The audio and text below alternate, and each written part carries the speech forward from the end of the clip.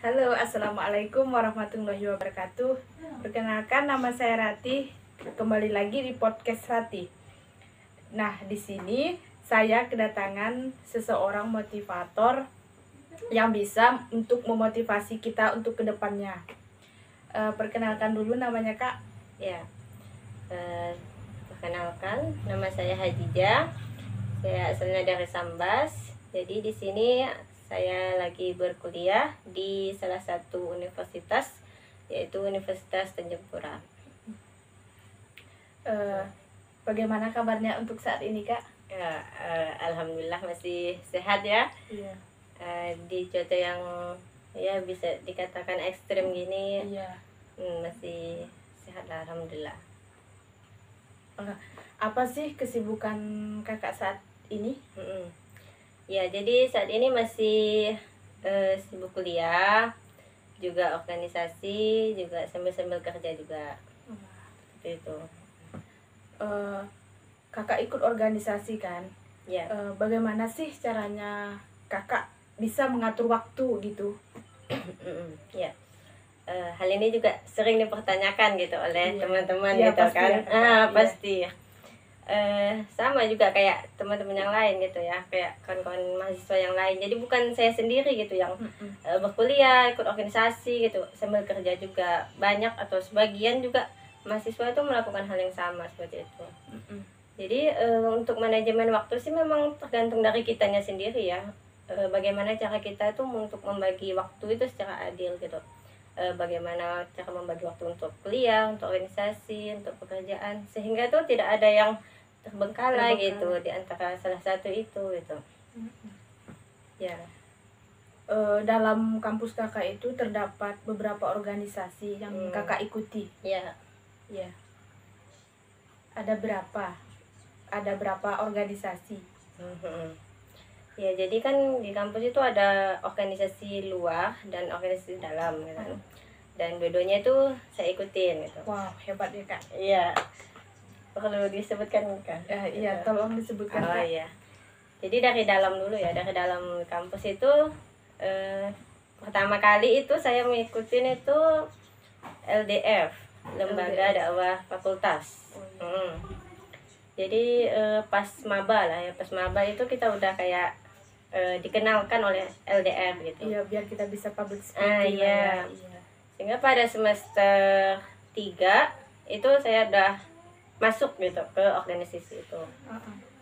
Nah, dan tidak lama kemudian tuh saya masuk HMJ, Himpunan Mahasiswa Jurusan kan, jurusan matematika. Setelah itu masuk LDK. LDK itu lebih luas.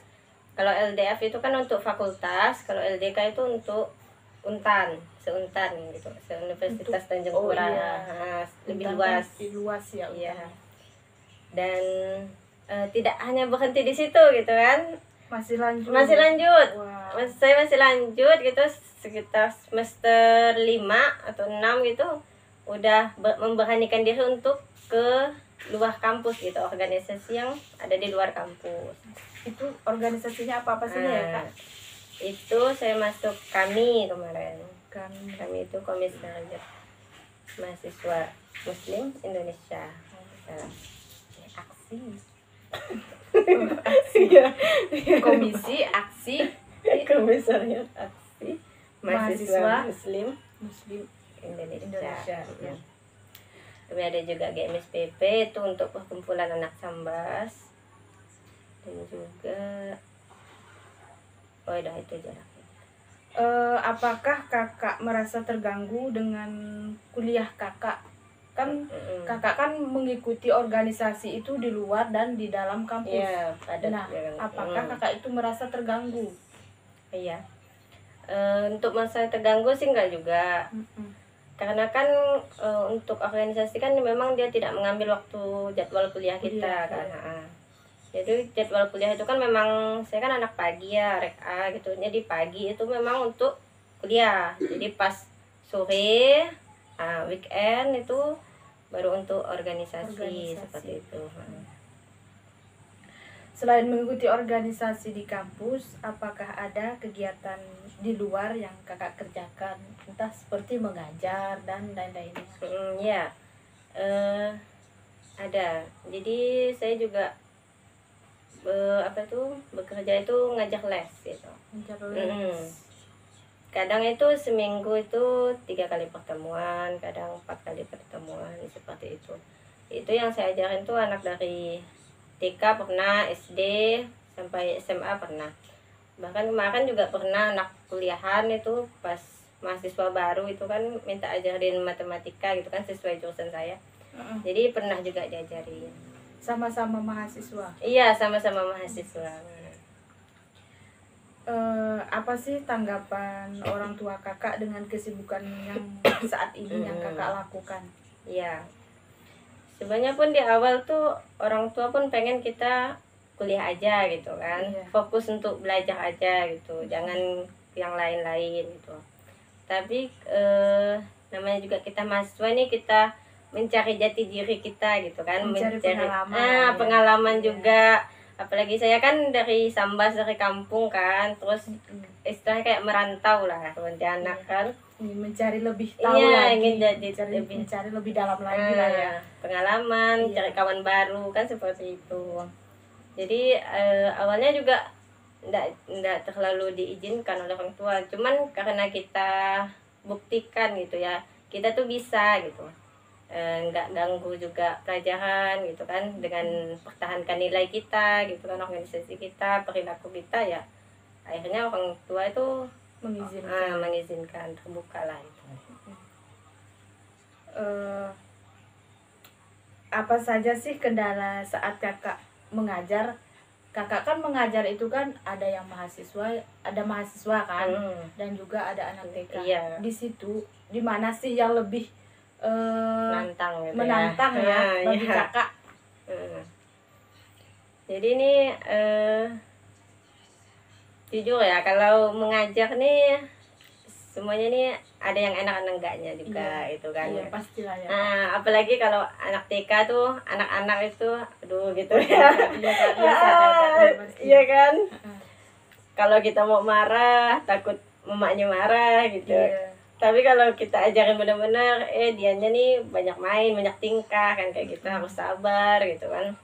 Iya, kalau dimarahin kan pasti ibu enggak sayang kita lah. Iya. Apa kan, pasti salah. Belum lagi orang tuanya kan nanti beranggapan gimana gitu. Jadi kendalanya sih memang anak TK gitu, anak SD gitu lah, masih kecil-kecil. Kalau untuk SMP, SMA itu udah enak lah, karena bisa diajak komunikasi, udah agak sopan gitu. Kalau untuk mahasiswa kemarin sih memang dia nggak lama sih, cuman berapa kali pertemuan. Itu nggak juga terbebani, karena itu kan memang pelajaran dasar ya untuk di pelajaran kita gitu, jadi enak lah. Berarti enak yang mengajarinya sama seusia kita lah ya. Iya. Nah, mungkin itu saja ya kak, pertanyaan untuk kakak. Untuk sebelum menutup podcast saya, apa sih pesan kakak untuk anak milenial di luar sana agar bisa seperti kakak, bisa memanajemen waktu? Tolong dibagi kak, tolong di share bagaimana sih pengalamannya. Iya, pengalaman. Iya. Jadi ya untuk mahasiswa baru lah ya, terutama untuk mahasiswa baru, terus yang masih semester 2, 3, 4 gitu, carilah pengalaman tuh sebanyak-banyaknya gitu. Iya. Karena pada saat itu tuh usia kita, tenaga kita itu masih semangat gitu, masih kuat gitu kan. Jadi carilah pengalaman tuh sebanyak-banyaknya gitu, sehingga itu nanti kalau kita udah keluar pasca kampus itu ada yang ingin kita ceritakan gitu kan kepada orang-orang di luar sana gitu. Apalagi kalau kita anak kampung, itu bisa diceritakan pengalaman kita selama merantau ini, selama kuliah ini gitu, di kampung sana gitu. Nah, mungkin itu aja sih. Itu saja ya kak. Kak. Terima kasih yang sudah datang ke podcast saya ya kak. Mohon maaf sudah mengganggu waktu kakak. Tidak apa-apa. Sekali lagi saya ucapkan terima kasih. Mungkin itu saja dari bintang tamu kita, seorang motivator yang telah bisa bukan apa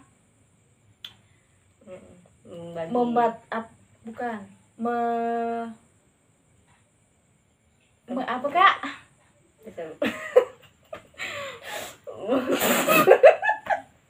Bagi pengalamannya kan. Iya, membagi pengalamannya kepada kita. Mungkin cukup di situ saja ya. Assalamualaikum warahmatullahi wabarakatuh. Waalaikumsalam. Iya dok.